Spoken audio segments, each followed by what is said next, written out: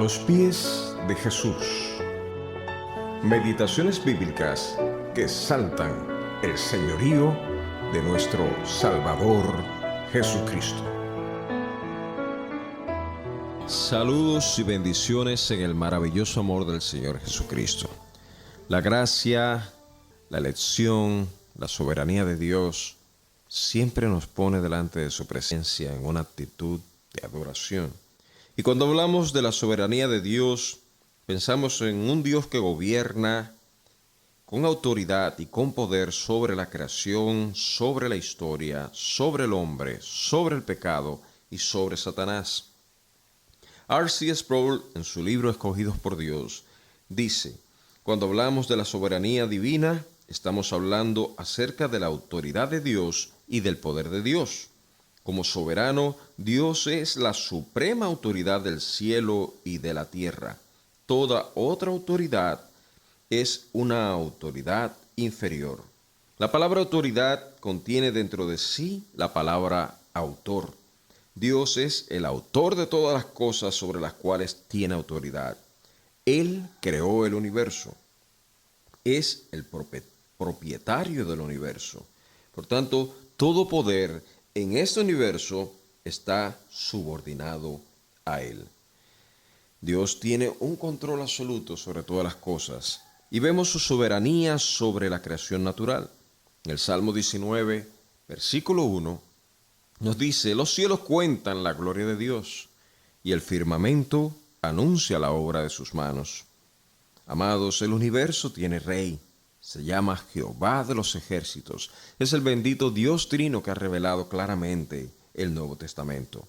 Desde el primer capítulo de Génesis se habla de la soberanía de Dios sobre la creación. Él ordenó y se hizo. Él dijo, Él habló y fue constituido el universo. Todo lo hizo bueno en gran manera, nos dice Génesis capítulo 1, versículo 31. Sin embargo, el pecado trajo cambios drásticos sobre la creación. Las espinas y abrojos surgen como parte del decreto soberano de Dios de enjuiciar al hombre. Y esto lo vemos en Génesis 3, versículo 17 y versículo 18. También el comienzo de las precipitaciones, por ejemplo, parece deberse a un cambio determinado por Dios, ya que antes la tierra era irrigada de una manera diferente, como nos dice Génesis 2, versículo 6. Más tarde, el diluvio trajo consecuencias drásticas sobre toda la tierra, entre ellas el acortamiento del ciclo de la vida.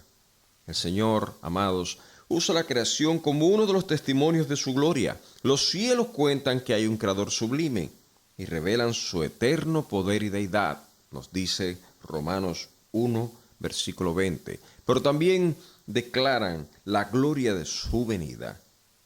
Los recientes foros de medio ambiente han lanzado un SOS universal: el agujero en la capa de ozono, la devastación de los bosques, el calentamiento global y el agotamiento de los recursos naturales producidos por la codicia de los grandes emporios de la industria, nos señalan que la Biblia tiene toda la razón cuando dice que la creación entera gime a una y aún está con dolores de parto.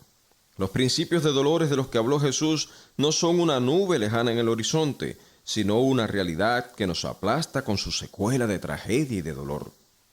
El hambre mata diariamente a más personas que las que murieron en la rebelión de Coré, y los terremotos son el último gran anuncio, no de que vienen comenzando los dolores de parto, sino de que se están precipitando los últimos acontecimientos que preceden a la segunda venida de Cristo.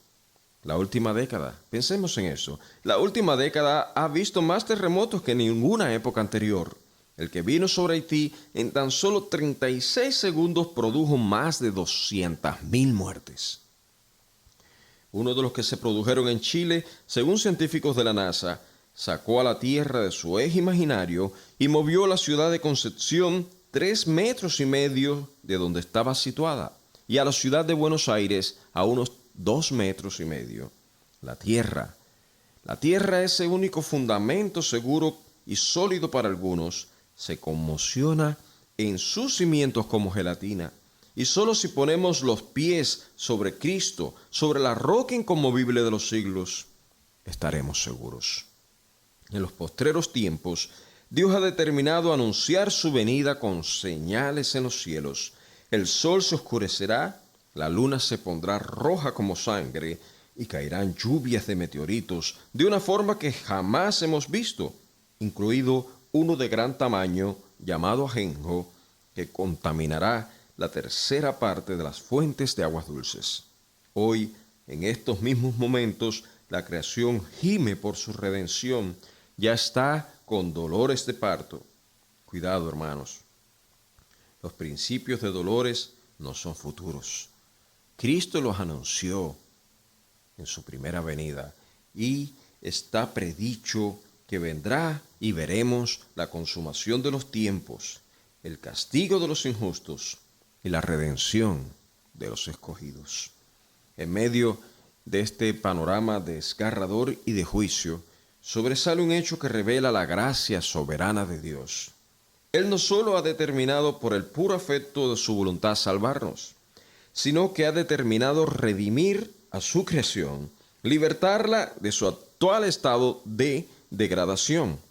Romanos 8, versículos 21 y 22 nos dice: porque también la creación misma será libertada de la esclavitud de corrupción a la libertad gloriosa de los hijos de Dios. Esto es una promesa del Señor. Por eso Él creará cielos nuevos y tierra nueva, como nos dice Apocalipsis 21, versículo 1. Porque el estado de justicia del reino de Cristo será manifestado sobre una creación no sujeta ya a la vanidad del pecado. En este sentido, la creación será uno de los grandes testimonios de su soberanía. Dios te bendiga. Te saluda y te abraza Alberto Garrido.